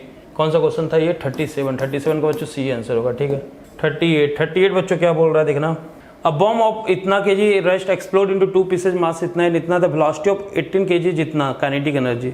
बच्चों देखो एक चीज तो ये देखो, क्वेश्चन को थोड़ा शॉर्ट करने की कोशिश करो, काइनेटिक एनर्जी क्या होता है p²/2m होता है। एक चीज तो तय है ना, दोनों का मोमेंटम एक्सप्लोड, पहले 0 था मोमेंटम, तो बाद में बच्चों मोमेंटम 0 होगा, तो एक अगर इधर गया तो दूसरा इधर जाएगा, दोनों का मोमेंटम मैग्नीट्यूड में क्या होगा सेम।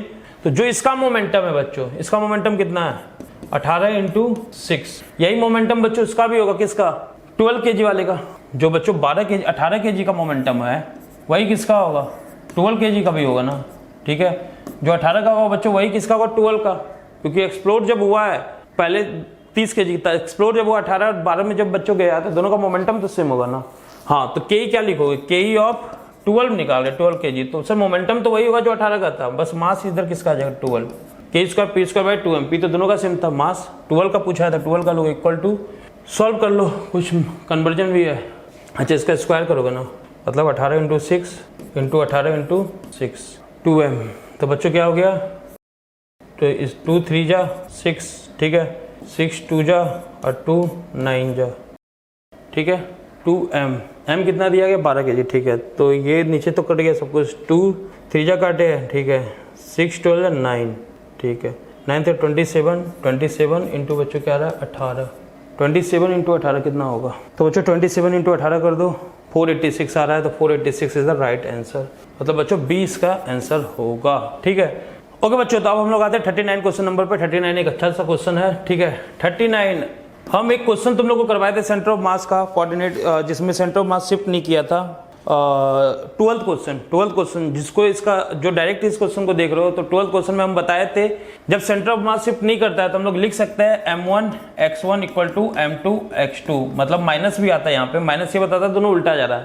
तो मैग्नीट्यूड में लिख सकते हैं m1 डेल्टा x1 मतलब m2 delta x2 m1 delta x1, वहां पे लिखे हुए, मतलब अगर कोई एक्सटर्नल फोर्स नहीं लग रहा है, ठीक है, तो सेंटर ऑफ मास अगर सेंटर ऑफ मास रुका हुआ है, कोई भी एक्सटर्नल फोर्स नहीं लग रहा है, सॉरी हम इंटरनल बोलते क्या, एक्सटर्नल फोर्स अगर नहीं लग रहा है तो सेंटर ऑफ मास क्या होगा बच्चों, रुका हुआ होगा। अगर सेंटर ऑफ मास बच्चों रुका हुआ है, ठीक है, तो हम ये लिख सकते हैं एक बॉडी अगर राइट में इतना गई है तो दूसरी बॉडी लेफ्ट में इतना जाएगी, ठीक है, ये चीज बोल सकते हो। तो अब ये इंसान जो दिख रहा है ओडन पे 20 kg, बंदा जो है 20 kg के ओडन पर है, ये 20 kg, और इस इंसान का वेट कितना है, इसका वेट दिया ही नहीं है, हाँ 60 kg का है बंदा। बच्चों ये 60 kg का है और ये चलता है प्लैंक पे, define plank to the other end, बच्चों यहाँ से यहाँ चला जाता है। तो बोला गया है कि बताओ प्लैंक कितना चलेगा। बच्चों जब ये यहाँ से यहाँ गया, किसके रिस्पेक्ट में गया? प्लैंक के। जाहिर सी बात है बच्चों, जब ये आगे जाएगा तो प्लैंक सेंटर ऑफ मास को वहीं रखने के लिए किधर जाएगा सर? वो प्लैंक जो जाएगा वो पीछे जाएगा। बच्चों कहाँ जाएगा? वो पीछे जाएगा, वो पीछे जाएगा सेंटर ऑफ मास को वही रखने के लिए। तो रियल में बच्चों देखो, वो जब यहाँ से यहाँ चला है, ठीक है, तो रियल में वो यहाँ तक आया होगा ना प्लैंक पे। तो अर्थ के रिस्पेक्ट में कुछ और चलता है ना। अब डायग्राम से विजुलाइज नहीं हो रहा था, तुम सीधे उस पे कॉन्सेप्ट पे आ सकते हो। यहाँ मतलब बच्चों अर्थ के रिस्पेक्ट में तो बच्चों बस वो इतना चला है। हम पहले डायग्राम से बता दो। तो बच्चों अगर ये प्लैंक मान लो पीछे की और मान लो x चला है, ठीक है, तो रियल में वो जो 10 चला था प्लैंक पे, तब रियल में तो बच्चों वो 10 - x चल रहा है ना रियल में अर्थ के रिस्पेक्ट में। अगर डायग्राम से ना समझ में आया तो इजी मेथड हम बता देते हैं। देखो क्या, क्योंकि हमें पता है जो डिस्प्लेसमेंट मूव बाय पर्सन है विथ रिस्पेक्ट टू पर्सन की जगह मैन लिख देते हैं, क्योंकि p से प्लैंक p से पर्सन हो जाएगा। Displacement of man with respect to plank बच्चों क्या होगा? xm - xp with vector sign. xmp बच्चों क्या दिया गया? राइट को हम प्लस ले रहे हैं। xmp क्या दिया गया बच्चों? 10। Man with respect to plank 10 चला और xm बच्चों पता नहीं। और xp बच्चों क्या होगा? प्लैंक किधर चला? पीछे, पीछे ही चलेगा, ये तो तय है ना। तो बच्चों -x लिख दे, पीछे चल रहा है तो बच्चों क्या लिख देगा? -x। तो माइनस माइनस क्या आ जाए बच्चों? +x। पीछे जा रहा है ना लेफ्ट में, तो -x लिखोगे ना, क्योंकि देखो ना पीछे जा रहा है, तो -x लिखेंगे यहाँ पे। तो बच्चों xm कितना आ गया? मैन जो अर्थ के रिस्पेक्ट में चला है 10 - x चला है। तुम यहाँ से भी निकाल सकते थे 10 - x, यहाँ से भी निकाल सकते थे, डायग्राम से भी 10 - x निकाला जा सकता था। ठीक है सर, अब हम लोग वो फॉर्मूला लगा देते, क्या हम पढ़ाए थे? m1 delta x1 equal to m2 delta x2। Direct लगा सकते हो, सेंटर ऑफ मास शिफ्ट नहीं होता इसलिए तुम लगा सकते हो। तो बच्चों इसको हम क्या लिखेंगे? मास m1 x1 इंसान को मान लो, ये मैन को, तो कितना 60 kg का बंदा है, कितना चला था अर्थ के रिस्पेक्ट में? 10 - x। ये जो भी चीज़ लिखते हैं बच्चों अर्थ के रिस्पेक्ट में, इक्वल टू m2 कितना kg का? 20 kg का। कितना चलेगा सर? पता नहीं। तो बच्चों बताओ x2 कितना हो गया? x2 इक्वल टू हो गया, अच्छा ये x हो गया ना, x2 को x माने हुए ना, प्लैंक जो चला उसको हम x लिखे हुए ना। तो बच्चों ये x, तो बताइए कितना हो गया? 600 - 60x इक्वल टू 20x। तो क्या आ गया? 80x by 600। इसने इसको मार दिया, x इक्वल टू क्या आ गया बच्चों? 60/8। 60/8 का मतलब कितना होता है? 7.5 के राउंड नहीं आ रहा है? 8 × 64। हाँ बच्चों यही आ जाएगा, x इक्वल टू 7.5 मीटर। ठीक है, तो ये कौन सा क्वेश्चन नंबर था? ये था सर 39। 39 का बच्चों क्या हो जाएगा? 39 का आ जाएगा तुम्हारा। चलो तो ये भी हो गया। नेक्स्ट क्वेश्चन बच्चों देखो क्या बोल रहा है? Tennis ball drop from a height 2 meter rebounds only 1.5 meter after hitting the ground. What fraction of its energy lost in the impact? ये तो बहुत ईजी है बच्चों। गिरा कितने से था? गिरा कितने से था सर? गिरा है वो 2 मीटर से।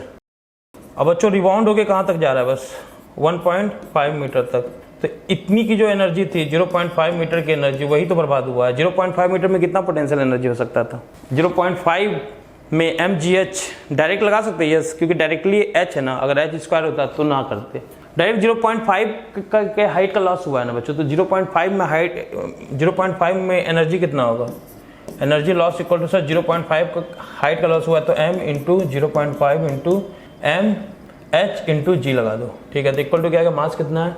मास कितना था? फ्रैक्शन पूछा गया है, तो बच्चों एनर्जी लॉस हो गया 0.5 mg। तो फ्रैक्शन कितना हो गया बच्चों? Energy loss divided by total energy, तो क्या हो गया? 0.5 mg। और बच्चों नीचे क्या था शुरुआत में?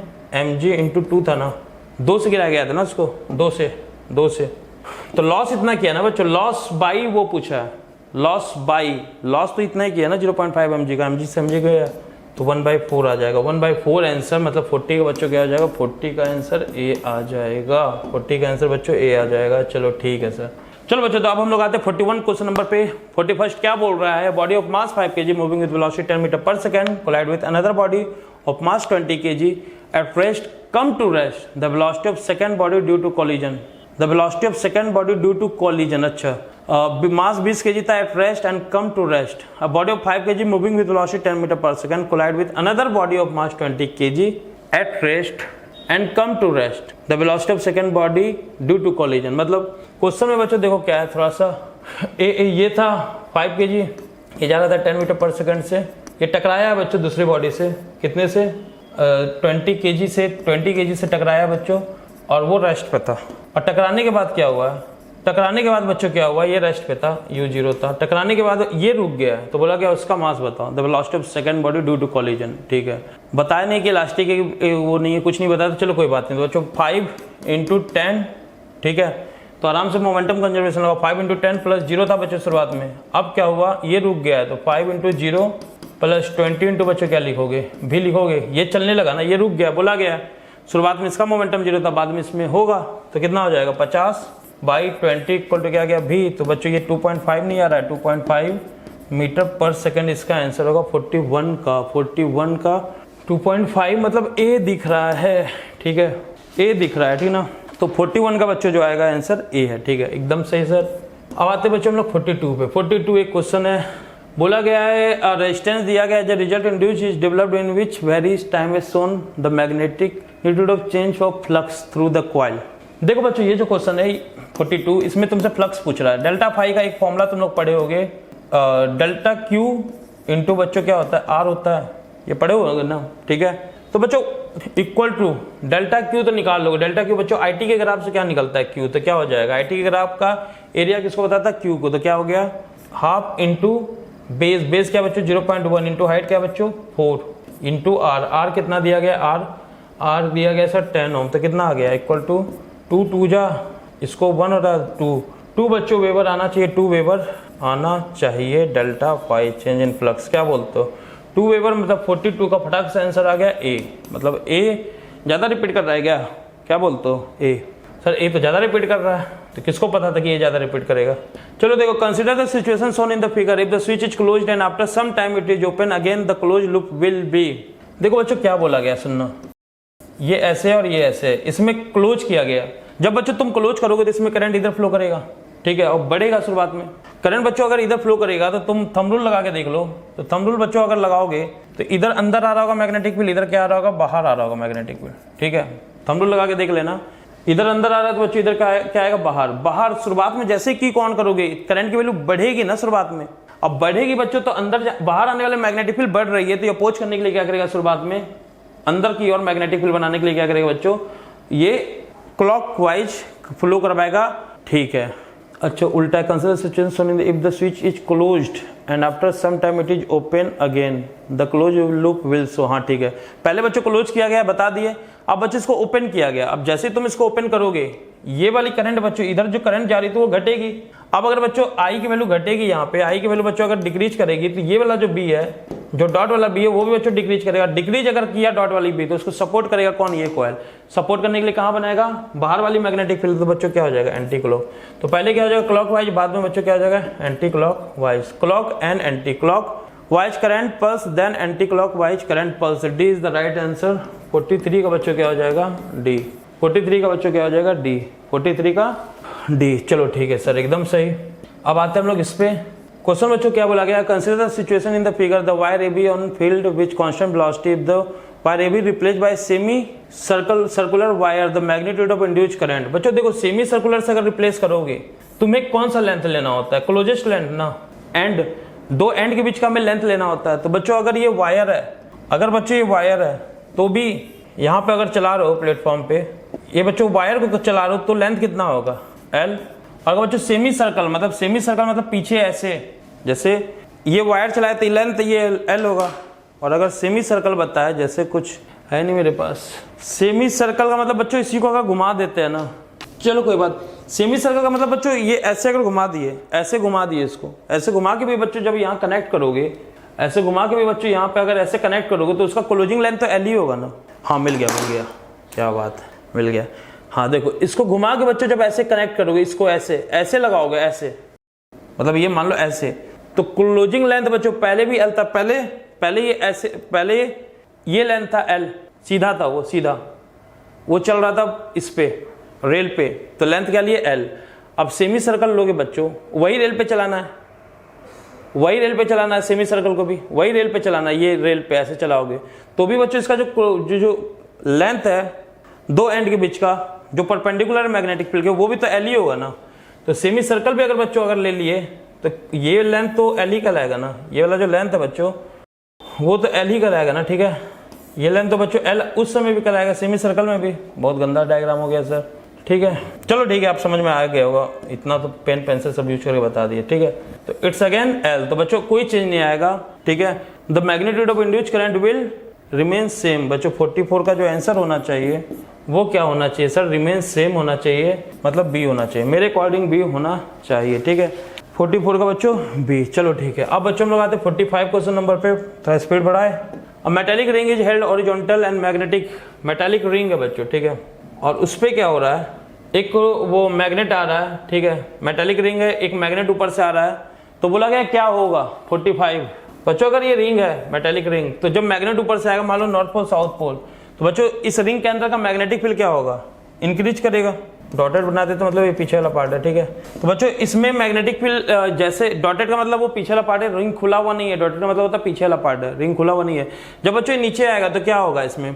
इस रिंग का क्लोज रिंग है ये, इस रिंग का बच्चों फ्लक्स क्या होगा? बढ़ेगा। ठीक है, तो फ्लक्स जब बढ़ेगा तो इसको अपोज करेगा, क्योंकि ये पास वाला अपोज करेगा, तो बच्चों जब इसको अपोज करेगा तो इसकी जो एक्सेलेरेशन होगी, अपोज करेगा तो इसकी एक्सेलेरेशन जो बच्चों होगी ऊपर, वो तो जी से कम होगी। लेकिन जब बच्चों ये नीचे आएगा, north pole south pole, again जब बच्चों ये दूर जाएगा तो इस रिंग की फ्लक्स कम होगी ना, क्योंकि नीचे जा रहा है तो रिंग की फ्लक्स कम होगी। कम रिंग जो है कम होने नहीं देना चाहेगा, तो वो बोलेगा भाई ऊपर आ जाओ, भाई ऊपर आ जाओ, तो ऊपर की ओर उसको खींचना चाहेगा ना, क्योंकि डिक्रीज करा तो डिक्रीज होने नहीं देगा, फ्लक्स डिक्रीज करा तो डिक्रीज होने नहीं देगा, तो ऊपर खींचने की कोशिश करेगा।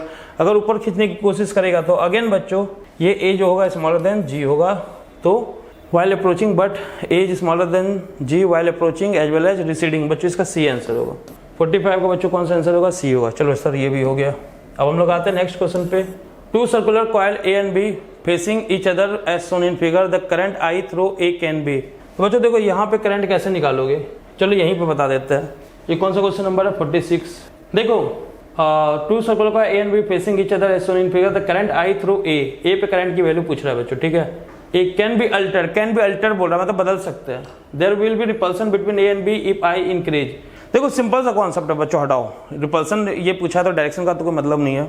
जब करंट बढ़ाओगे तो ये इसमें फ्लक्स बढ़ेगा, तो फ्लक्स बढ़ेगा तो ये कॉइल क्या चाहेगा? फ्लक्स कम करना, तो दूर जाएगा, क्योंकि इसको तो दूर भेज नहीं सकता, खुद दूर जाएगा ना, तो इसके करंट बढ़ाओगे तो ये दूर भागेगा। अगर ये दूर भागेगा तो इन दोनों में क्या हो रहा है? रिपल्सन, और रिपल्सन हो रहा है तो बच्चों दोनों में करंट का डायरेक्शन क्या होगा? रिपल्सन। रिपल्सन कब होता है? जब दोनों में करंट का डायरेक्शन बच्चों क्या? अपोजिट। रिपल्सन तब होता है जब दोनों में करंट का डायरेक्शन बच्चों क्या होता है? अपोजिट, तो अपोजिट करंट होगा। There will be repulsion between A and B if I is increase. सही बात है, रिपल्सन होगा, तो पहला ही ऑप्शन क्या है? सही दिख रहा है इसमें 46। ठीक है, 46 का बच्चों पहला ही ऑप्शन क्या दिख रहा है? सही दिख रहा है, तो यही होगा, तुमको हम बता दिए। 47 में बच्चों आते हैं। 47 क्या बोल रहा है? A circular coil of n turns and radius are placed in uniform magnetic field. Initially, the plane of coil is perpendicular to the field. Now, the coil rotated 90 degree. If resistance R, then coil quantity of charge. बच्चों again 47 हम लोग पढ़े हुए क्या? Delta phi equal to delta Q into R, यही पढ़े है ना सर? आपका फ्लक्स और क्यू सेम लगता है, तो बच्चों देखो क्या है? Delta Q into R. ठीक है, तो अब हमें देखना क्या है? Circular and turns radius R placed in uniform magnetic field. Initially the plane of coil is perpendicular to the field. Plane of coil, coil का प्लेन बच्चों परपेंडिकुलर है, तो एरिया वेक्टर बी में एंगल कितना हो गया? Plane of coil of field में बच्चों 90 का है, तो एरिया वेक्टर ऑफ फील्ड में 0 का हो गया, तो फ्लक्स मैक्सिमम होगा। तो फ्लक्स बच्चों इनिशियल फ्लक्स बताओ कितना हो जाएगा? सर इनिशियल हो जाएगा एन बी, और एरिया कितना है? Radius R pi R square. बच्चों 90 पे जैसे ही किया तो अब एरिया वेक्टर और मैग्नेटिक फील्ड में एंगल क्या आ जाएगा बच्चों? 90 डिग्री का। ठीक है, तो फ्लक्स फाइनल क्या हो गया? Initially the plane of coil और B, plane of coil B, तो 0। हाँ ठीक है, 90 बच्चों, तो फाइनल क्या हो गया? 0। तो बच्चों डेल्टा फाई मैग्नीट्यूड में बता दो क्या हो गया? N B pi R square. तो बच्चों ये तो खत्म हो गया क्वेश्चन, बताओ कैसे?